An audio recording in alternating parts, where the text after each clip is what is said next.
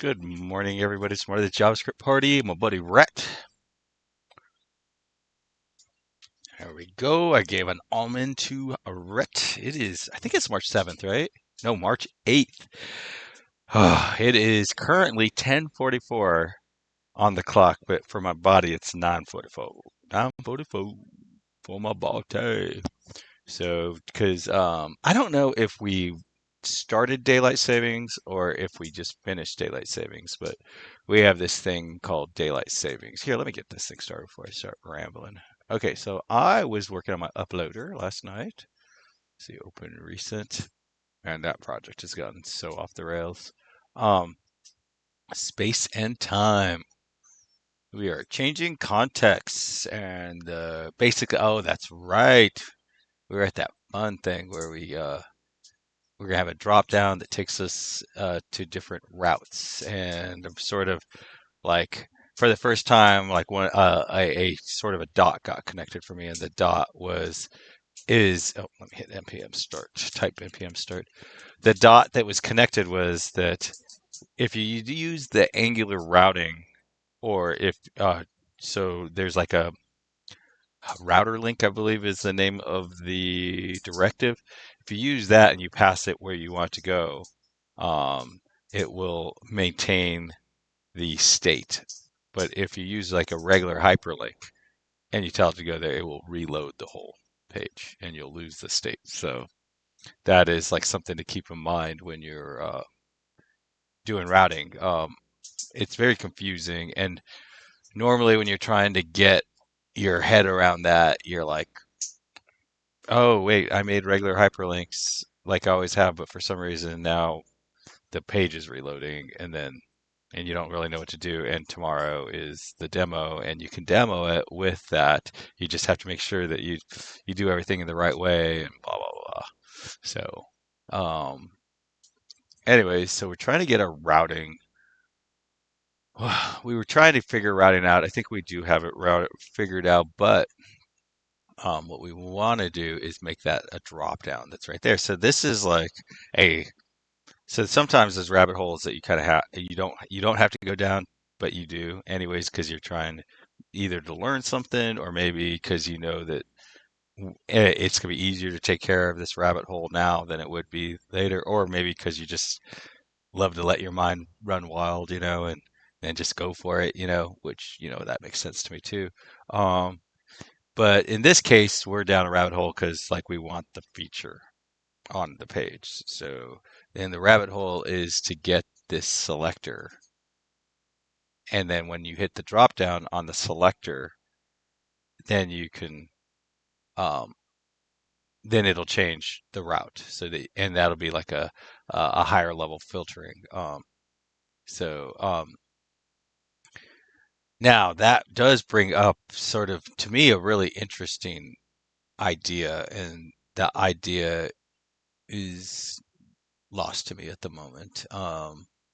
But anyway, so now it's all up.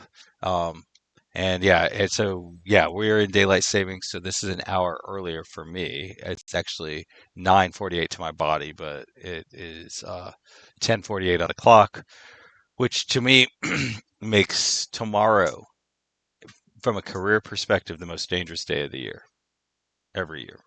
Tomorrow is the day that you really have to be very kind to your coworkers, and you have to be very kind to yourself. Tomorrow is a very, very, very good day if to call in sick. Like if you're sick, like if you're kind of in a position where you're like, normally I can work through the situation I'm in, but like tomorrow is a hard day. And I have known people that like would take vacation the week of like last week. Last week was their vacation week. Now that's not an option for me because like last week was one of the most important weeks where I work. So it'd be like working for ESPN and taking the week before the Super Bowl off. You just can't do it. Can't do it. But anyway, so now we want to create a drop down. Oh, yeah. Oh, that is to me another very interesting thing to sort of think through on Angular is, and this is what I was trying to remember a second ago, was that if we write the code and we set up this drop down, and we could very likely set up like the anchor tags in here, the anchor route route URL. Right, I said it a minute ago, but we could set that up to be in this, in the markup, in the template, um, and and that is nice. Like one of the things that's really nice about that is like you don't really have to worry about a bunch of weird side effect code suddenly, like thing like someone just finding your function and then just writing a bunch of code inside of there to accomplish some goal that is sort of a weird side effect or whatever. Um, that you don't have to worry about that if you set that up in the template, because like it's all abstracted away. So that is a very good example of like, hey, all I wanted to do is change route. I don't want to do anything else other than change the route on the URL. So that's one sort of possible outcome, is that you put it in there. But the thing is like, let's say you work on a project where like all every, like the history, like maybe you keep a breadcrumbs or something like that, and so you want to have like, oh, this is how I got here. These are my breadcrumbs, and then you so you have like some system in place to handle that. Well, then you really can't do it that way, because you actually do want a side effect. You want the side effect of the breadcrumb being proper. So whenever I go to a URL, I want the side effect of the breadcrumb being proper. So that would be very difficult to accomplish inside of the without some kind of code to call. So it just depends, like, is there something you might want to do as part of moving from point A, from this URL to that URL, or is there not something you want to do? Because if there's not something you want to do, you want to try to probably put that in the template. But if there is something you want to do, you probably want to put it in the TypeScript. I don't. I think there will eventually be something I want to do on those clicks, but I don't have anything right now. So I do want to set it up as a function, because I do think it is like a 50-50, whether you do it in the TypeScript or whether you do it they both have upsides, they both have downsides. It's a 50-50. I have a gut feeling that at some point I will want to do additional processing based on what the user selected. So I probably want to use the TypeScript. And since it's a 50-50, I'll just go with put it in the TypeScript. So what that in effect means is that I want to call a function from my dropdown. But I did put the horse ahead of the wagon ahead of the horse here, because I don't even have a dropdown. So let's get a dropdown. And I did. Saturday Marty has been very kind to Sunday Marty and left me the URL here, which did in fact make it faster for me to come up to speed. So thank you, Saturday Marty. Appreciate it. Let's see. So one thing, when you go to the to Angular material, you really do want to pay close attention to this version up here. Um, there are pretty significant differences between some versions. Not every version. Sometimes it's just a tiny little thing, and sometimes it's a big old thing. Now we can see what version of Angular material. So this is for 21.21. So we can actually go to our packages.json, and we can actually see what version of Angular material we have. So we have 21.01 and up, but we may have a newer one on this. And the way you would tell that, I don't exactly know what the best way to do this. I've literally never done this before, but I've thought about doing this a few times. But let's go to our package.lock. I never go into this. So I think this is telling me that I thought that was going to tell me what actual version. Yeah, so we are actually using 20.01. That is actually what we've installed on this computer. So this 21.21 didn't exist yet. So we could do that. We could say, oh, I guess it won't let you go to minor. That is interesting. But if I were to delete my package lock, I believe, and do an npm install, or maybe if I deleted my node modules and do an npm install, I think I would get a new one. I think if I do an npm install now, it'll use this. And I have definitely worked at places where people checked it. What happens is a lot of times you have to delete your node modules and reinstall them for whatever reason. You just have to. Um, and when you do that, you could end up with a different version, minor version, because this I think is telling it to use anything that's 20.21. So like if I were to do it right now, I think I would get this. And um, if that did happen, then what would happen is I would have a different version than everybody else if there was other people on the team, um, because this tells it to use anything greater than 21.01. So, but I think it won't go to 22, but this will use 21. But the point is that when you like if a developer, if you were working with other developers and they deleted the node modules and they did an npm and then they did an npm install, they would likely get 21.21, and there are going to be some slight differences. And if they aren't doing a full-blown regression test, they could be breaking other parts of the application. Definitely not as unusual as that sounds. It happens all the time. And then if you convert your, but if you, so if you don't test every single aspect of the application, which is difficult to do, then when you do, if you check in your packages lock, and I'm spending a lot of time on this because I have to explain this at work all the time, and and I don't do a very good job of explaining it. So this is just practice for that. But um, if you check this in, then and you haven't done full regression testing everywhere, you might inadvertently break anything, and that breaks something because you have an old version.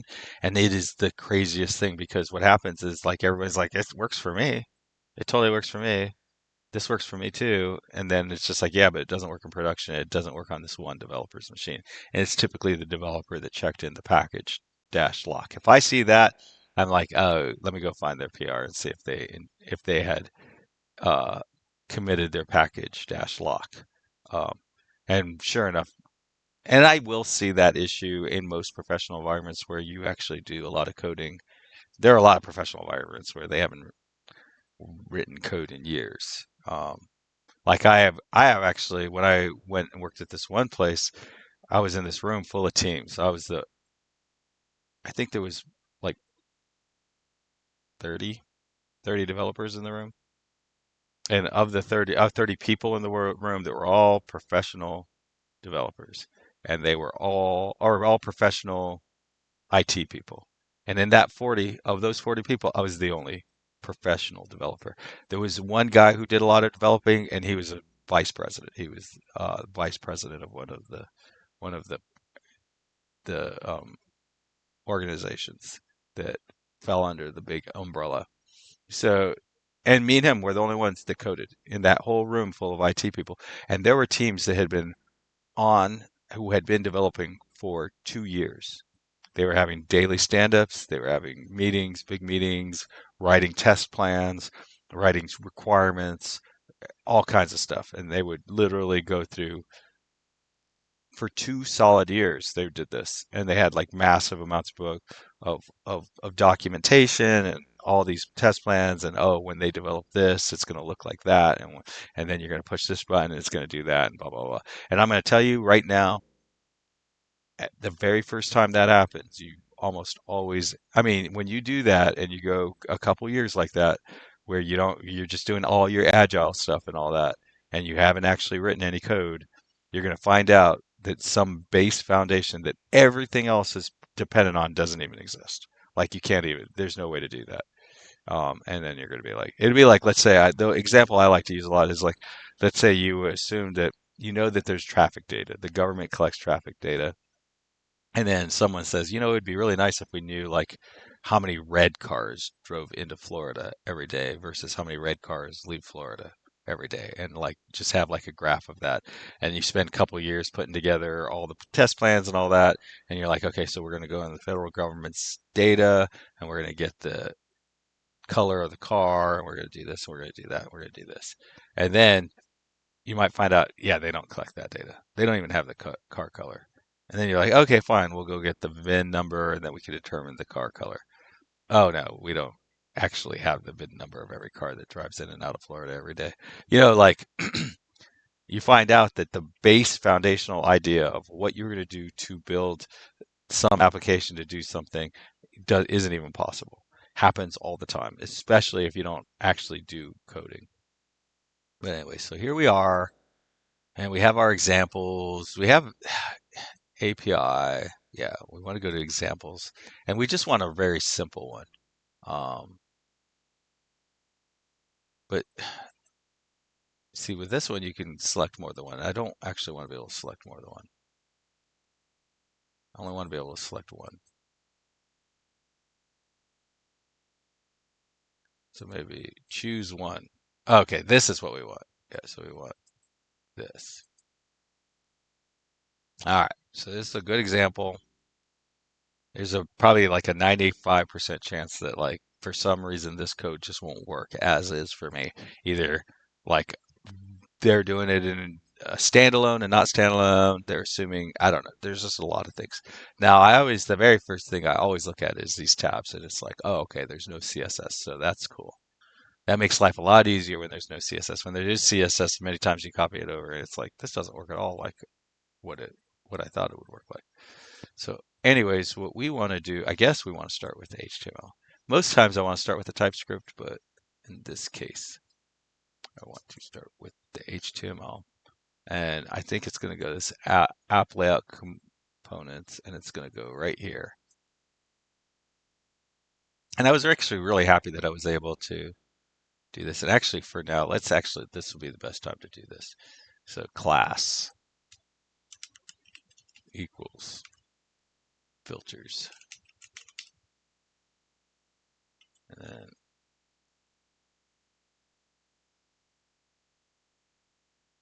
so you'll see this a lot like a wrapper in a lot of places, and that is a very good way. And what you normally want to do is like instead of naming it wrapper, you want to name it like something specific.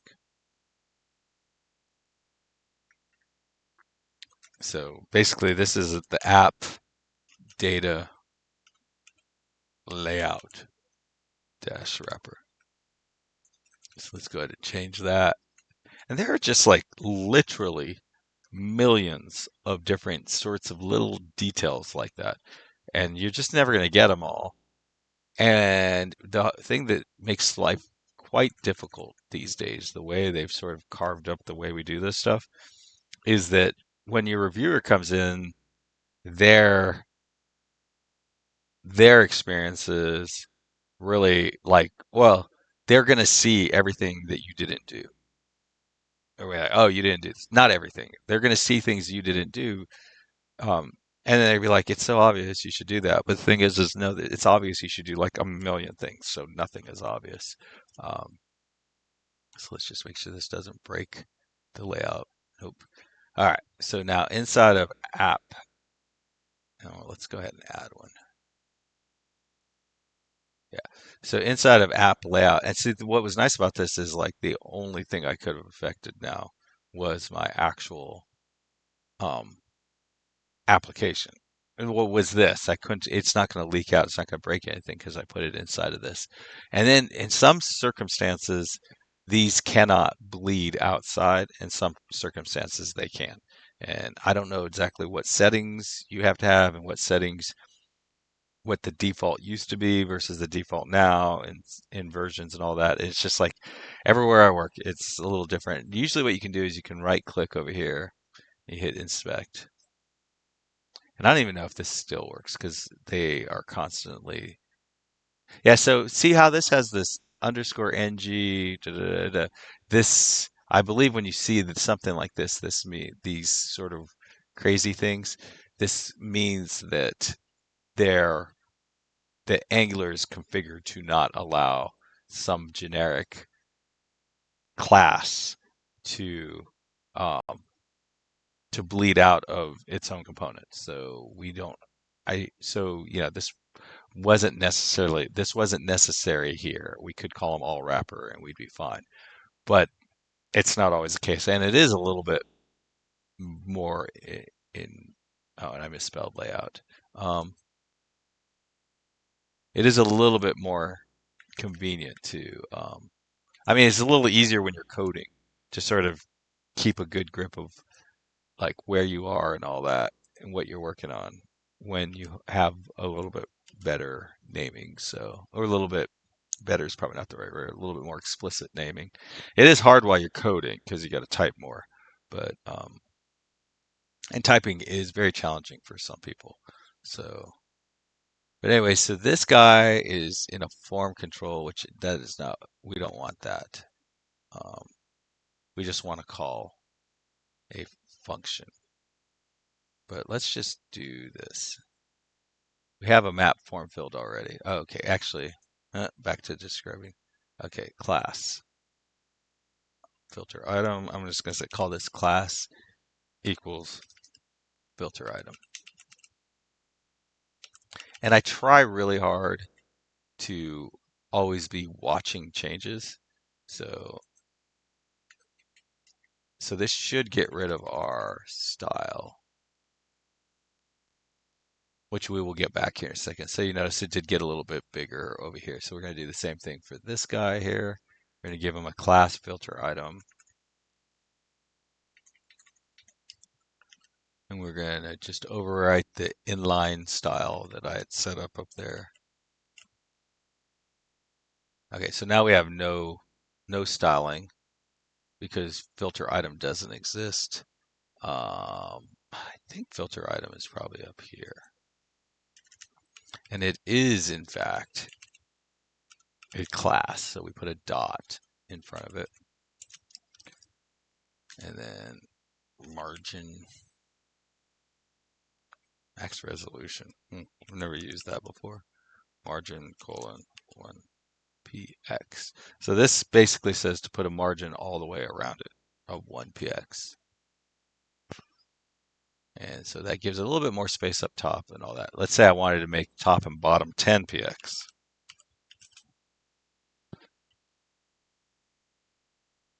So the top and bottom are 10, but the left and right are 1. So if I made them all 10, so that says to do the top and the bottom. So as you see, that's kind of how the margins work. Make 1px all the way around. If nothing else, it'd probably be 0 top and bottom. Maybe we'll do that, 0. And I can never remember. Yeah, I think when it's 0, you're not supposed to put like a px. A lot of the things will, a lot of the static analysis tools will kind of throw an error if you put a px next to 0. All right, so that is that. Let's save 2. Let's see if 2 looks a little better while we're here. And I hope that one of the things that everyone's seeing is that like rabbit holes are just sort of the nature. It's like it's like if you had to go in a cave and you had to carry a fiery torch. Like the torch can burn you, right? Like it can burn you, but you have no choice. That's the only way you're gonna be able to see anything is a torch. And not only that, but the torch also tells you things like how much oxygen is in the area and stuff like that.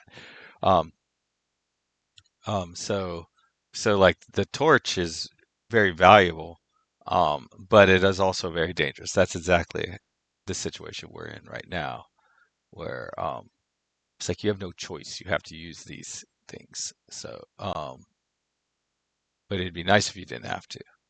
Anyway, so now do we have any more of these styling issues? I don't think so. All right, so now we're back to here and come back to y'all. And we came here, get that. And we don't want our form control at all. I don't think we need any of these. We might need I think there's probably an event or something. And one of the things I do like about modern development, this would definitely is like the last 5 or 6 years, maybe, is how uh, these,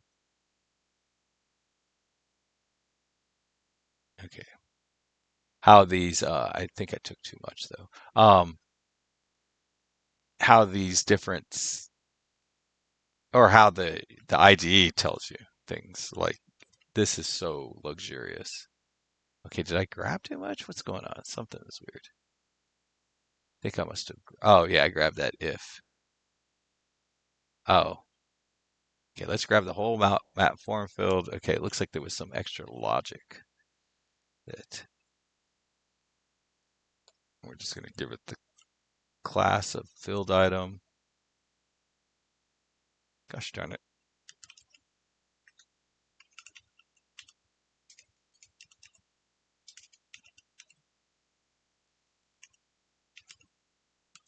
And then the other thing that is weird. Okay, I still have my inline. I think I'm just going to get rid of it, and then it'll be broken. It's already broken, so. Okay, so I do know that I don't want any of this. I don't know, there's no error, so I don't care about that. We have no error. And see, but I will say, I do want to take this moment to explain something. Um, so we have a mat hint there. We have a mat error. So what happens a lot of times is product managers, um, and oh my gosh, this happens over and over again.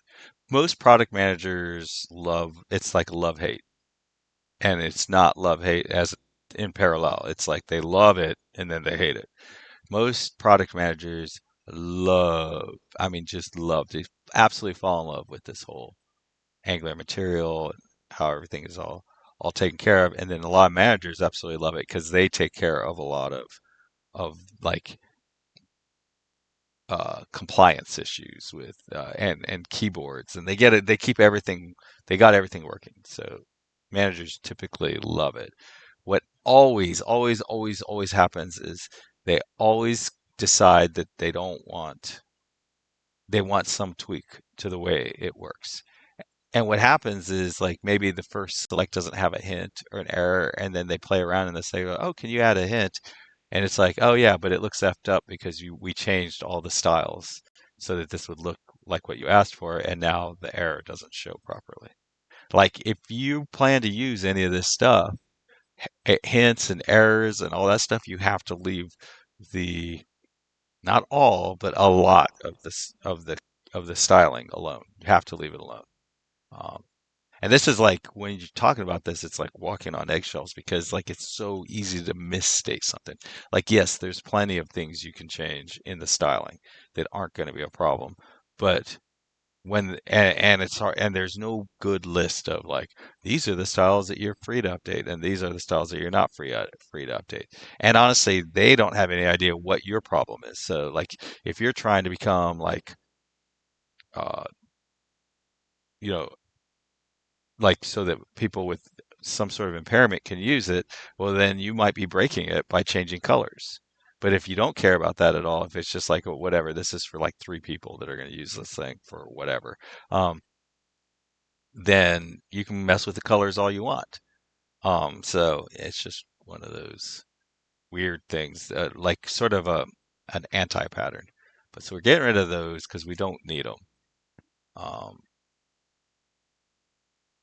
and then I'm just going to align this up.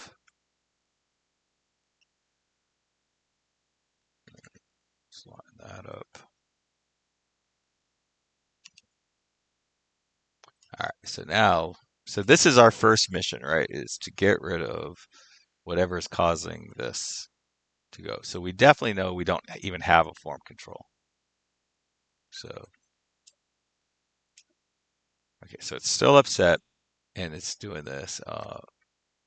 And this is actually going to end up being a list of types, but for now,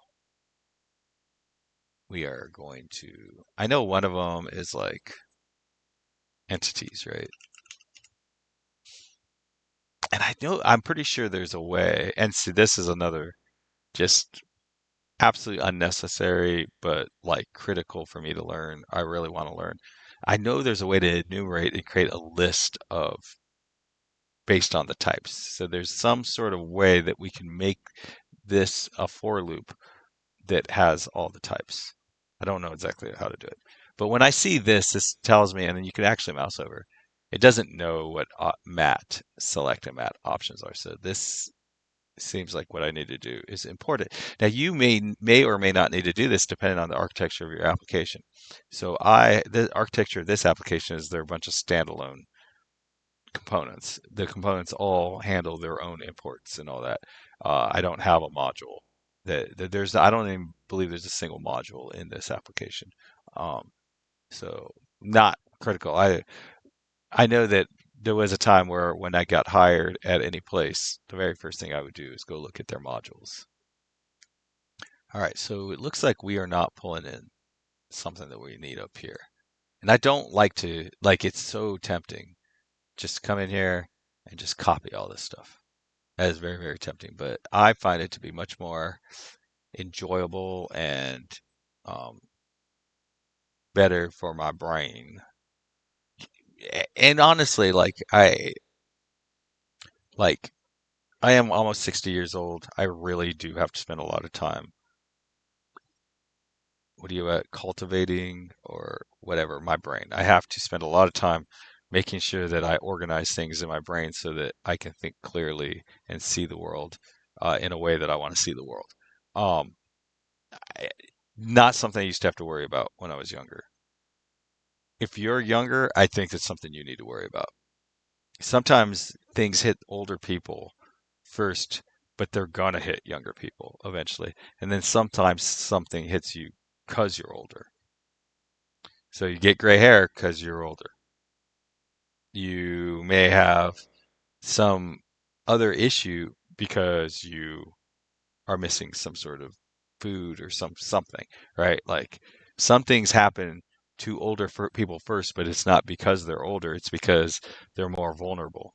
And some things happen to regular people first because or to younger people or some things happen to people just because they got older.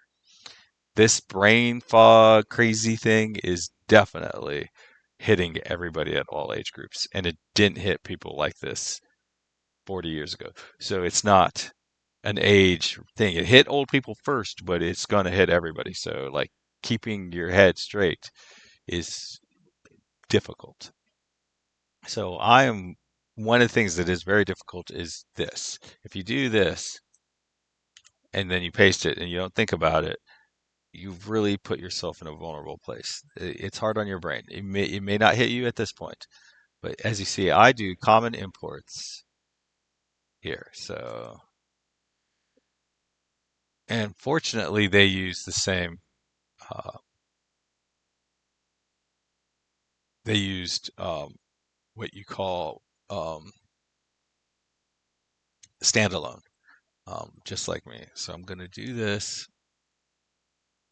I'm just going to come up here. Gonna...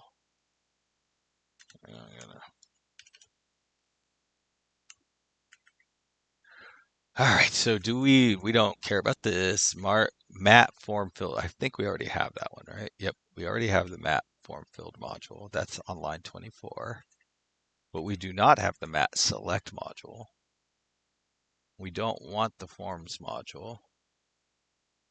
And I think we already have the mat input module. All right. So we only need the mat select module. So I'm going to copy this. And sometimes I can just copy it and put it in here and the IDE will figure out where it's from. And sometimes it doesn't. And this is an example where it doesn't. Now, sometimes it gives me a little blue one and it knows exactly where to come from. And sometimes it gives me a yellow one. And sometimes when it's a yellow one, it knows where to get it from. And sometimes it doesn't. So all we can do is click on this and see. So it does not. So now we have to figure this out ourselves. So it looks like what we want to do is import mat select module. And then it's going to come from, and it's definitely going to be at Angular, right? We know that. And I'm pretty sure it's coming from material. You know that. And then I'm pretty sure it's coming from mat select probably. Would be, looks like it. Or it might be select. Looks like that's probably it. Now, for fun, or really for validation, um, it's good to look over here and see. Yeah, so yeah, they brought it from select too. And I will say that I think what happens is like if your brain works anything like mine, what happens is like if you just like let's say we just went with it and we moved on, there would be that little inkling of doubt that my brain would keep.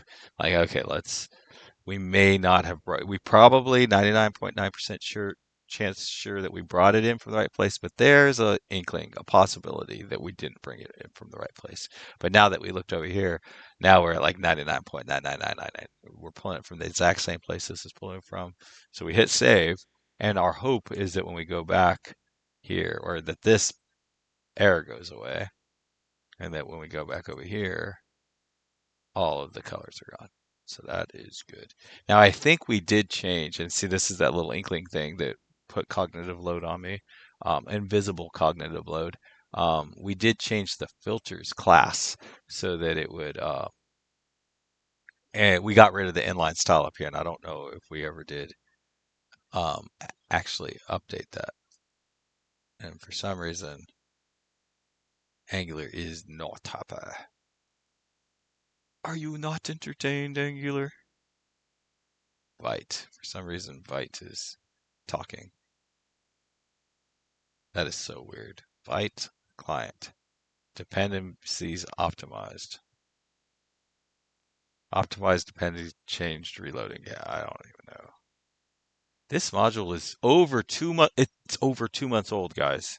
Oh my gosh. To ensure accurate baseline data, please update the baseline browser mapping latest. Because it's 2 months old, guys. I mean, that's crazy.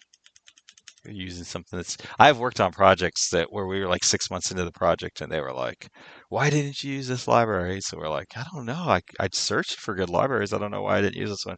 And then it'd be like, oh yeah, this library launched 3 weeks ago. And it's just like, okay, why do you know about this library? It's only 3 weeks old. Like, how did that? Maybe you should be wondering where you're getting what is feeding information into your head because for some reason a library that's only been out 3 weeks, you're not even a developer and you know all about it. That's weird.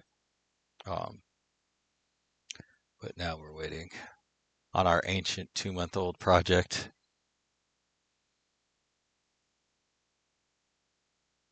There we go. And as you see, we did lose our flex. So let's go ahead and take care of that. These are vertical like this because I guess I never even made I could have sworn I made a filters. Oh, wait, yeah, filters. Did we not make a filters? Huh. All right.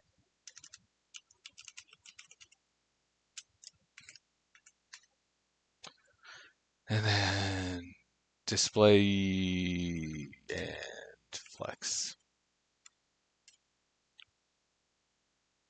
See if that fixes our problem. Yep, that fixed our problem. And then I think we should be able to take this guy and put it in here. And this is not CSS. This being embedded in here is technically SCSS, and it gets compiled into CSS, but I do find this to be a lot more easier to better. So let's just make sure that it's working the way I think. Let's make this 20px. Yep. So this works just like I was hoping. We have our filters. We have inside of our filters, we have our filter item. I always do this. Like this, I actually make a special effort to always do this sort of like, oh, okay, like because this will work just fine out here. Like this won't, like from the end user's perspective, this is identical, I believe. Um, so, like now if I make this 20, but I change it, and the reason I change it is not technical at all. The reason I change it is because the number of weird things that go sideways when other coders start bopping around and there goes way down if you don't, the more narrowly aimed your CSS selectors are. Um, it just like the likelihood that someone's going to tweak something that affects your stuff, or the likelihood that they're going to tweak something else that affects your stuff, and stuff goes way down. Um, and every time you add something like this, you give it a higher specificity score. So the browser is going to give it more, um, like it'll give it higher priority if based on that. All right, so now we have that. All right, so now so the next step, and I'm just gonna wrap this up now, but hopefully this movie is 41 minutes long right now. Let's see if I'm saying I'm wrapping this up here shortly, and let's see if I'm still talking about this in an hour and 40 minutes. Okay, so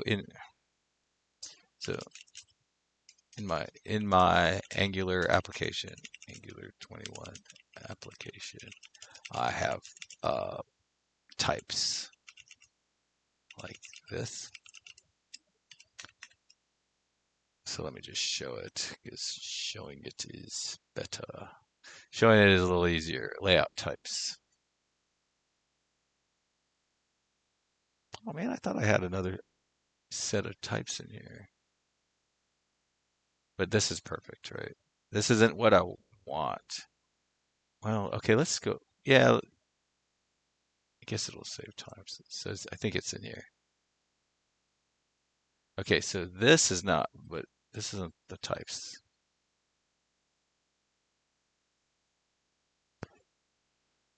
We have a type that is of all, it's like ST types, but then plus, I believe, entities and blank. No, not blank.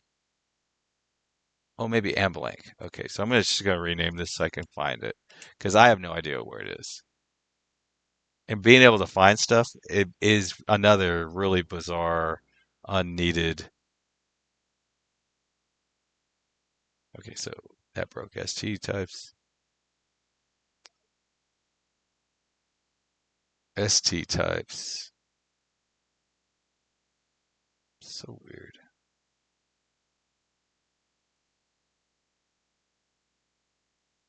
Hold the shift button down to click on that. Okay, so that's where I'm using it here. Yes, this is. Okay, this is routing layouts.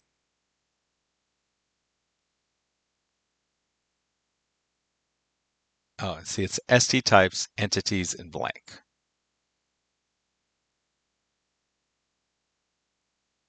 So we found it. Okay.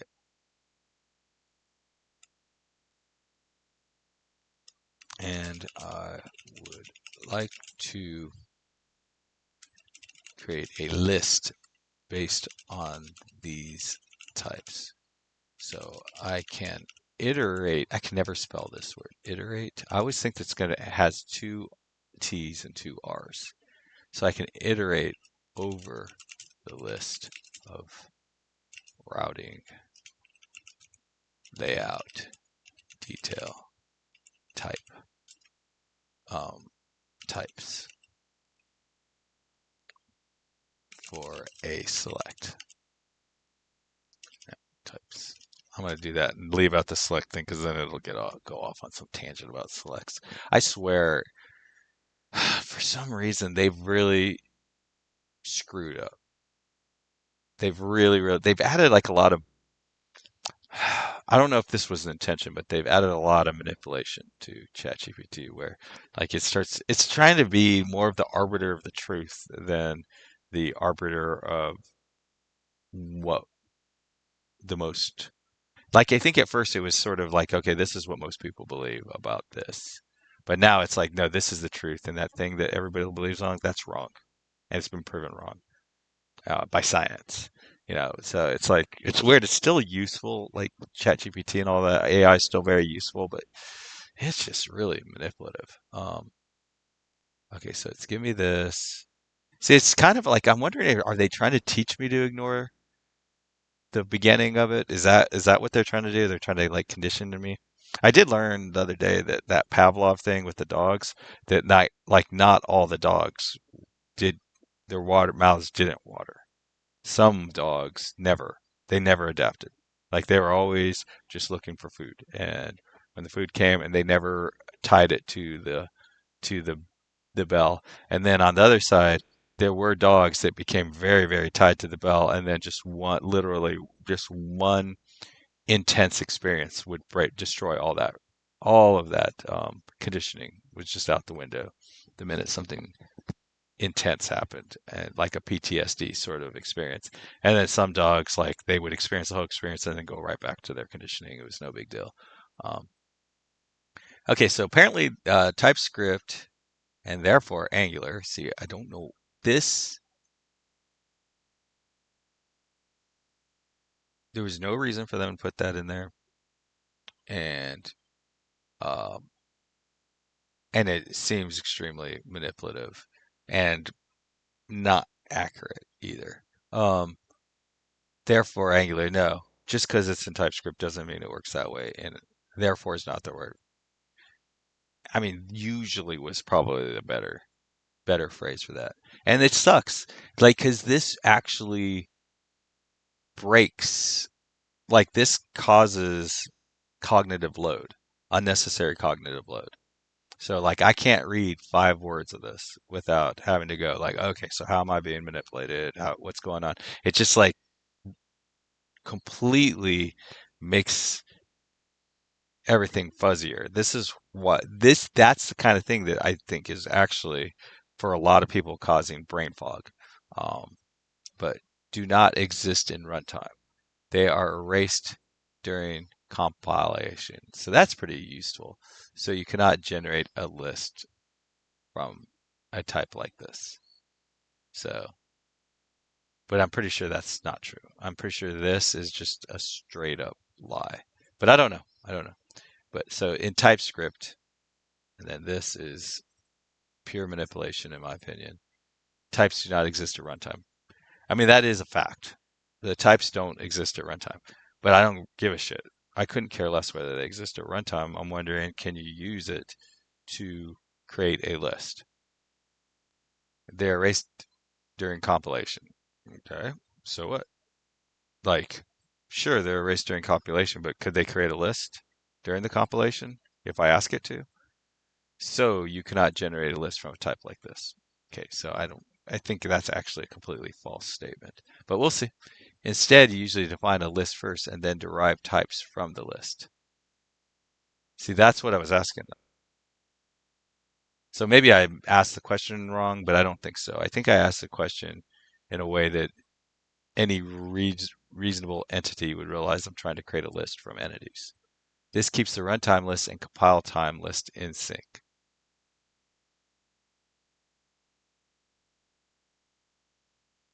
So in TypeScript, you can iterate. Yeah, yeah, this is what I was asking. I don't understand why this is. I mean, it's weird. It's really, really weird. Um, so anyways, okay, so let's go ahead and take care of this here. I guess I shouldn't leave it broken.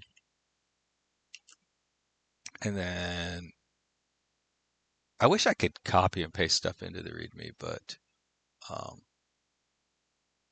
I have been using the README as like my to-do list to try to come up to speed faster when like when I start trying to figure stuff out.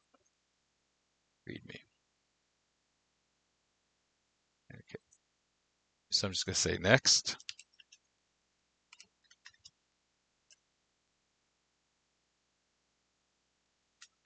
Okay. And I'm just gonna say start to do or end to do.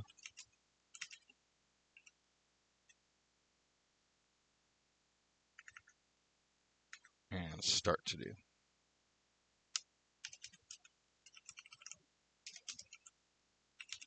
All right, now next export. So we have that part done. Okay, we have this part done. Oh, that is not what I wanted. So I copied the exact wrong thing.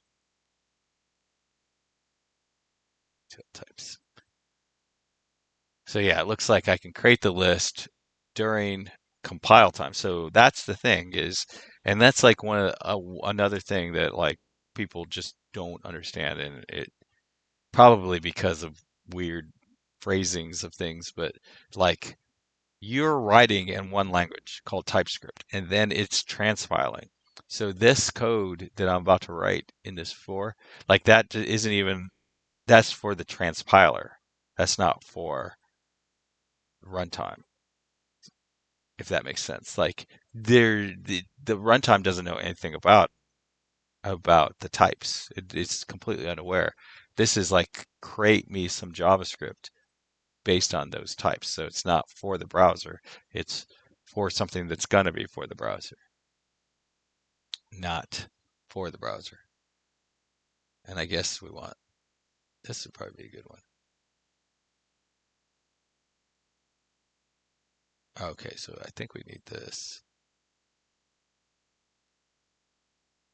I think we need that first. It's like, what a strange order. Part one.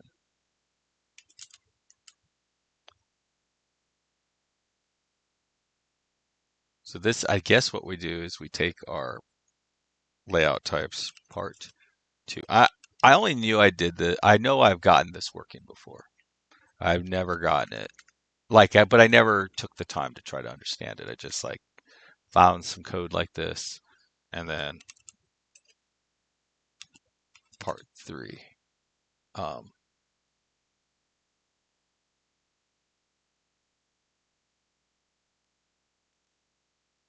there. Now there's something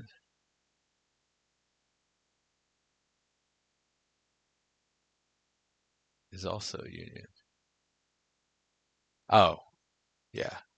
So it's saying, hey, if that's something like that, yeah, I think I'm already combining them. Oh, I see.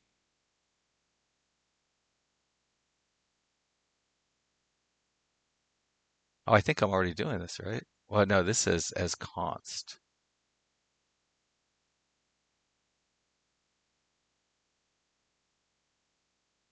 Oh, so they're saying actually do it this way.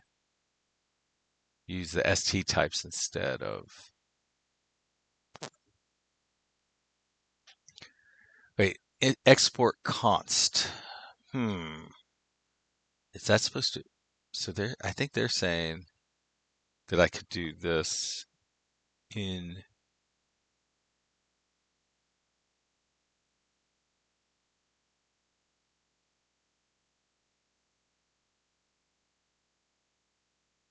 Wait, the best approach. Okay, so yeah, okay, so they showed me a working solution, so that's good. But now they're showing me like sort of a whole different solution, but they're kind of acting like it's part of the other one. Okay, so they're saying if SE types is also a union, then the best approach is to define it as a constants list. So I think they're saying over there I should.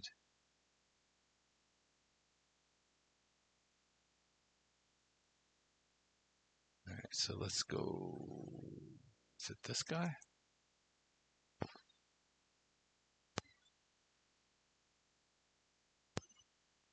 Routing layouts. Okay, so export routing detail layouts is entities. Oh, SC types. Okay, so they're saying here I think what they're saying is over here I should export that as a constant,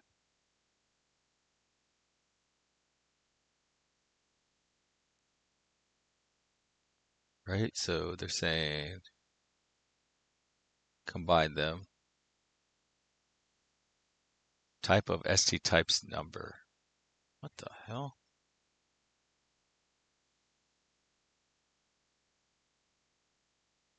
Yeah, I don't know. I think I want to try. Oh my God. What the heck? See, now it's sort of mixing stuff. Okay. Like I would swear that this whole purpose of this was just to confuse me.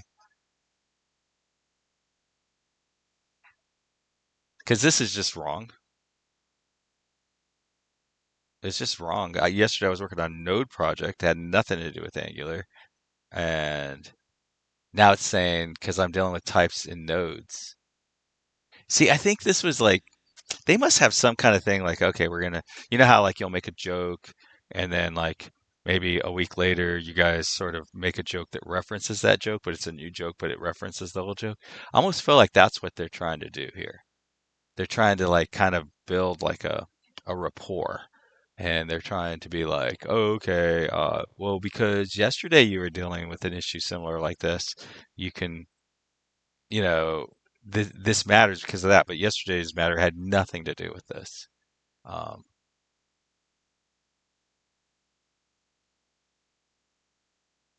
that's idiotic. Okay, to me at least, I might be wrong. And then I think this is just confusing.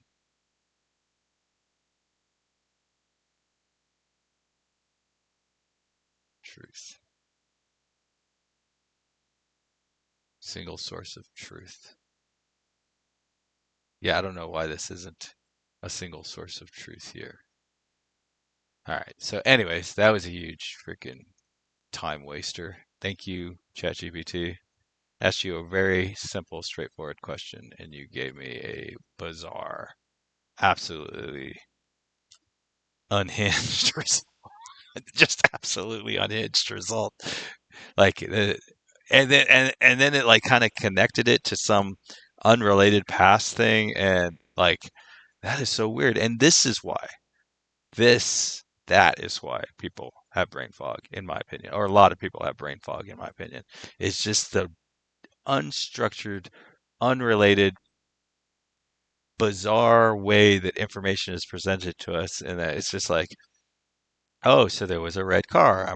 I'm stuck on red cars today, and then there was a blue car, and then there was three more red cars. So then we went over there, and we were looking.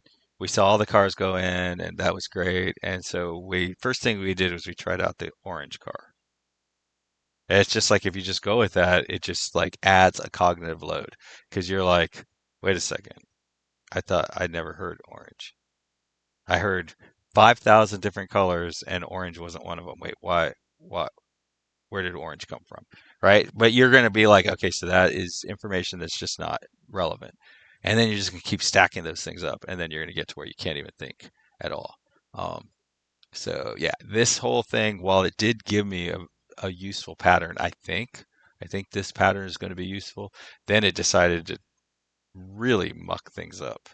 Um, and just through like, I mean, this thing is just so like, I feel like this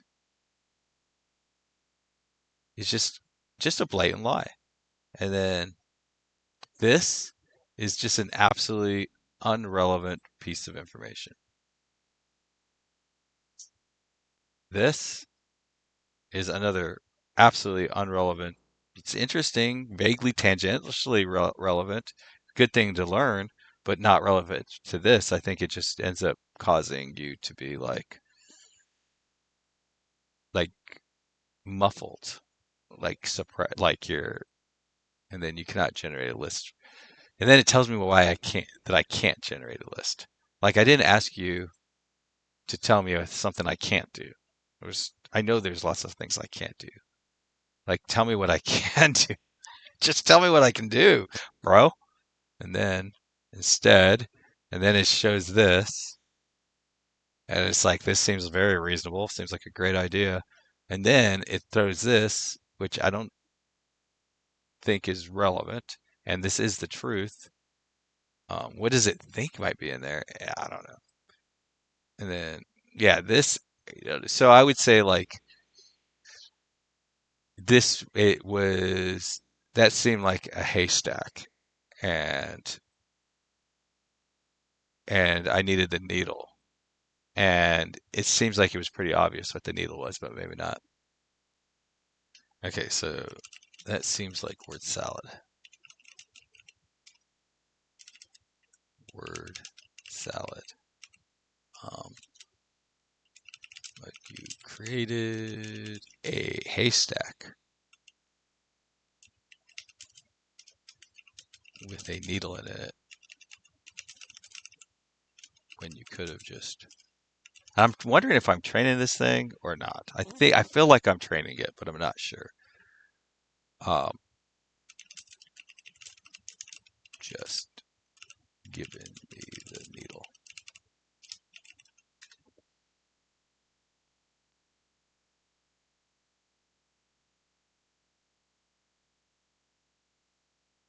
So it's saying, so you're saying, so it's saying that it would have been better. Okay, so wait, okay, and that would be in the, okay, so I have a file full of, with types in it. Are you saying that I should that I should export a constant from my file full of types?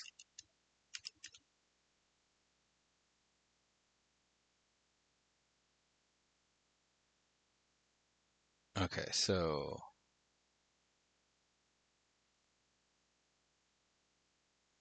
your types file can contain both.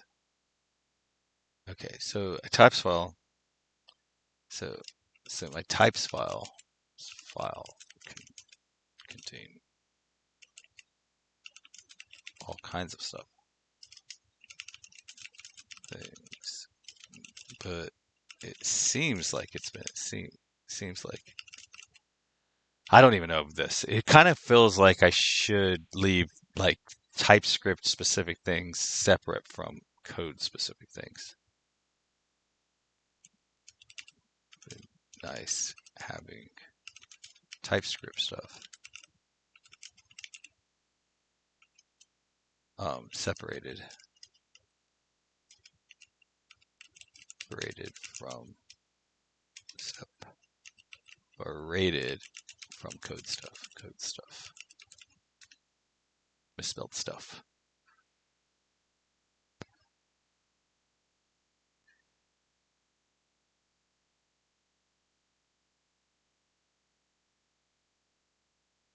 Okay. See, I feel like I want to like maybe I want to create a constants file. A constants specific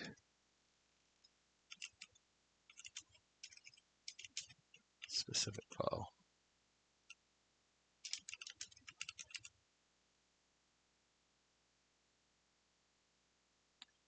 Yeah, see this, okay, so where is this thing? That's not it. I think it was like in routing. Yeah, this is, where does this guy live? This is in layouts. See, I have an interfaces folder. Okay, so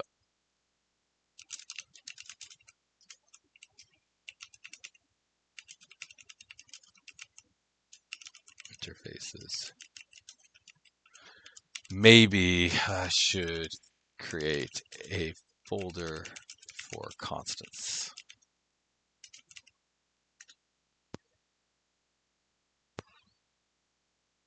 Error and message. So normally I've asked some sort of like very um, yeah, okay. So I feel like, okay, so I need to create a constants. I think that makes a lot of sense. I think that it's absolutely not necessary at all, but it is like, again, one of those things like it'll be so much better for my brain to go, oh, okay, I'm in constants. Okay, so this is live JavaScript information versus I'm in TypeScript, which this is not. So I want to go to my README and just, okay, next. And here we are. We are another layer deep in rabbit hole. We found another rabbit hole that we are even deeper into that is like, okay, so now we're creating a whole new folder, and inside that folder is going to be a whole new structure for constants, and then that's where we're going to like put all our constants together and to be used other ways. And it's kind of like it's a JavaScript specific file because it's creating variables that can be used. But create a constants folder. Hey, baby. Folder and a new file um, for routing constants. It'd be kind of nice because the way you sort of bring like compose things, the way you compose disparate things like that is in and of itself like logic. So it would be nice to do that. Maybe I'll even get rid of. I think nah, I shouldn't. I was gonna say maybe I'll even get rid of the interface, the overall interface, but actually no. All right, so that's a whole new concept. I'm gonna be dreaming about that tonight, like ripping out the constants and treating them like kind of isolating them from the TypeScript. I don't want to mix. Like I would like there are places where it's just so nice just to have pure mixed constants, and then so nice when you don't have pure mixed constants. Anyways, happy coding everybody. Bye.